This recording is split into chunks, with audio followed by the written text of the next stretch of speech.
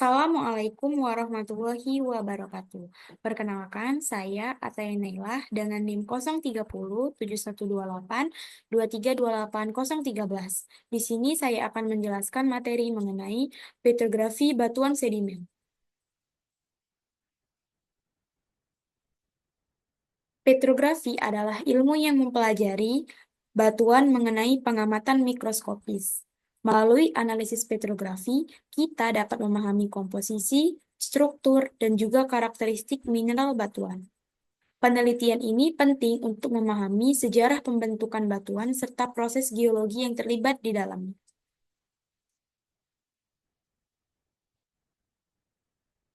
Selanjutnya ada definisi batuan sedimen. Batuan sedimen adalah batuan yang terbentuk dari pengendapan material di permukaan bumi. Proses pembentukannya itu dapat meliputi pelapukan, transportasi, dan juga pengendapan. Batuan sedimen terbentuk ketika sedimen diendapkan di udara, es, angin, gravitasi, ataupun air yang mengalir membawa partikel dalam bentuk suspensi. Komponen-komponen dalam batuan sedimen ada tiga. Yang pertama itu adalah fragmen, yang merupakan komponen dalam batuan sedimen yang berukuran lebih besar daripada komponen lainnya. Dalam petrografi, fragmen dapat ditemukan berupa fosil, non-skeletal grains, intraklass, arenaceous, dan glauconite. Yang kedua, ada matriks, yang merupakan komponen yang ukurannya itu relatif lebih kecil daripada fragmen. Matriks itu dapat berupa detrital, pseudomatrix, non-calcareous clay, lime mud, dan quartz overgrowth. Dan yang ketiga itu ada semen, yang merupakan massa dasar yang memiliki ukuran halus dan juga merekat pada butiran ataupun fragmen dan juga matriks. Semen dapat berupa clay, silika, karbonat, mud, dan oksida. Dalam analisa petrografi, itu terdapat dua pengamatan. Yang pertama itu adalah parallel Nicol atau PPL, yang merupakan pengamatan dengan tidak menggunakan analisator ataupun analisatornya itu sejajar dengan arah polarisator. Yang dideskrip pada parallel Nicol atau PPL yang pertama itu adalah warna. Warna mineral adalah pencerminan dari daya serap ataupun absorpsi panjang gelombang tertentu dari cahaya yang atau sinar yang masuk. Warna dapat dibedakan menjadi dua, yaitu isotrop yang merupakan dipantulkan ke segala arah dengan kecepatan yang sama. Dan yang kedua itu ada anisotrop yang merupakan warna yang dipantulkan ke segala arah dengan kecepatan yang berbeda-beda. Sehingga gabungan warna dari cahaya itu akan menghasilkan warna yang berbeda-beda juga. Selanjutnya itu ada pleokroisme. Selanjutnya itu ada mendeskripsikan bentuk. Pada pengamatan bentuk mineral secara optik mikroskopik, maka bentuk yang dapat diamati adalah bentuk mineral dalam kondisi dua dimensi. Tetapi dengan bantuan struktur dalam mineral yang dapat teramati seperti halnya bidang belah, maka kita dapat menafsirkan akan struktur kristal dari mineral tersebut. Bentuk sendiri itu terdiri dari euhedral, subhedral, dan juga anhedral. Selanjutnya itu ada habit yang terdiri dari ekuan, prismatik, ataupun tabular. Yang kelima itu ada ketembusan cahaya. Ketembusan cahaya adalah kemampuan mineral dalam mentransit ataupun meneruskan cahaya yang masuk. Dalam pengamatan PPL ada tiga jenis ketembusan cahaya suatu mineral, yaitu transparan, translusen, dan juga opak. Selanjutnya yang keenam itu ada indeks bias, yang merupakan suatu angka atau konstanta yang menunjukkan perbandingan antara sinus sudut yang datang dan juga sinus sudut pantul. Indeks bias juga merupakan fungsi dari sinar dalam medium yang berbeda-beda. Selanjutnya itu ada relief. Relief merupakan kenampakan yang timbul akibat perbedaan indeks bias antara suatu media dengan media yang mengitarinya.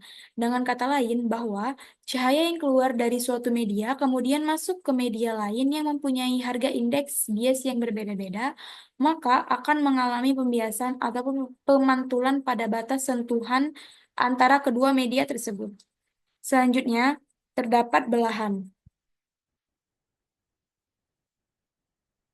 Setiap mineral dicirikan oleh pola belahan tertentu atau bias satu arah atau lebih dengan sudut antar belahan tertentu.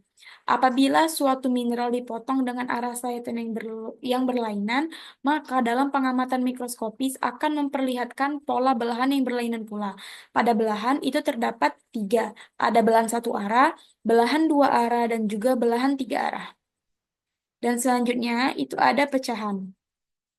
Pecahan merupakan kemampuan mineral untuk pecah melalui bidang yang tidak rata atau tidak teratur.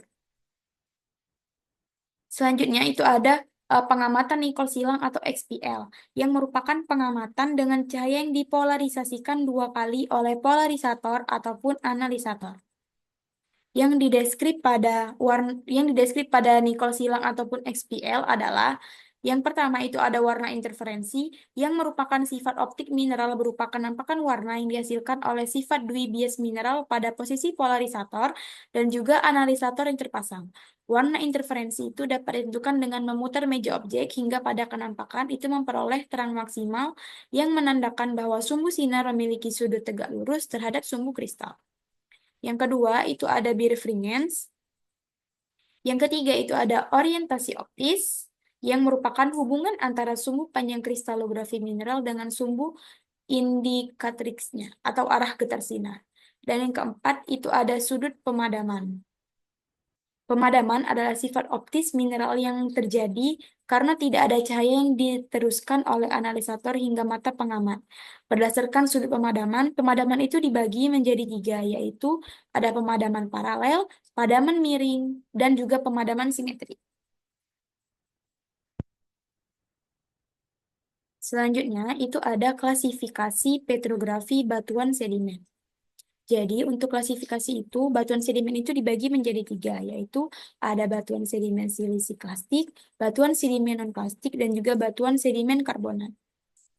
Yang pertama, itu untuk batuan sedimen silisi klastik berdasarkan klasifikasi Petty-Jones 1975. Klasifikasi ini dibagi menjadi komponen utama berupa QFL, kuarsa, feldspar, dan juga litik fragmen. Bidang lateral adalah meningkatnya kandungan matriks dalam batuan. Apabila matriksnya itu kurang dari 15%, maka batuan disebut batu pasir arenit. Dan apabila matriks berada pada kisaran 15-75%, dinamakan batu pasir wake atau gray wake. Dan apabila lebih dari 75%, maka disebut dengan mudstone. Selanjutnya itu ada klasifikasi batuan sedimen non-klastik berdasarkan Kusuman Dinata tahun 1981, seperti pada gambar.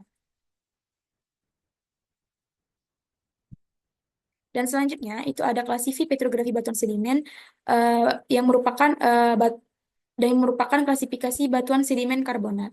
Yang pertama itu ada klasifikasi menurut Dunham 1962, Embry dan Clovan 1971. Klasifikasi Dunham itu didasarkan pada konsep dukungan biji-bijian. Apakah biji-bijian itu didukung oleh mat ataupun didukung biji-bijian? Jika batuan tersebut terdiri dari butiran kurang dari 10%, maka disebut dengan mudstone. Jika lumpur ditopang dengan butiran lebih dari 10%, maka disebut dengan batu wakestone. Jika batuan tersebut didukung butiran, itu disebut pakestone. Jika butiran tersebut memiliki bentuk yang memungkinkan terjadinya sejumlah kecil mat di celah-celah dan grindstone jika tidak ada lumpur di antara butiran. Selanjutnya itu ada klasifikasi Seeley tahun 2000. Klasifikasi itu digunakan ketika pada sayatan tipis batuan itu ditemukan 50% fosil dan terdapat 50% mineral. Klasifikasi Seeley ini terbagi atas beberapa komposisi, yaitu lime yang berupa fosil, karbonat, dan juga dolomit, clay yang berupa mineral lempung, dan juga silika yang merupakan mineral QAPS. Dan yang terakhir itu ada klasifikasi Kendall 2005, Afterfall 1959. Klasifikasi batuan sedimen karbonat untuk batuan karbonat terbuat dari partikel yang terdiri dari lebih dari 50% mineral karbonat yang tertanam dalam semen. Sebagian besar batuan karbonat itu dihasilkan dari akumulasi bioklas yang dibuat oleh organisme berkapur. Oleh karena itu, batuan karbonat itu berasal dari daerah yang mendukung aktivitas geologis, yaitu di laut dangkal dan hangat, di daerah dengan sedikit ataupun permukaan silika. Untuk klasifikasi ini yaitu klasifikasi Vogt yang biasanya itu digunakan pada batuan alkimia yang memiliki butiran yang mungkin terdiri dari bahan fosil, ooid, peloid, ataupun intraklas. Ini itu tertanam dalam matris yang terdiri dari mikrokristalin karbonat seperti kalsit ataupun dolomit yang disebut mikrit ataupun kristal karbonat. Baiklah, demikianlah penjelasan saya mengenai materi petrografi batuan sedimen. Saya akhiri. Wassalamualaikum warahmatullahi wabarakatuh.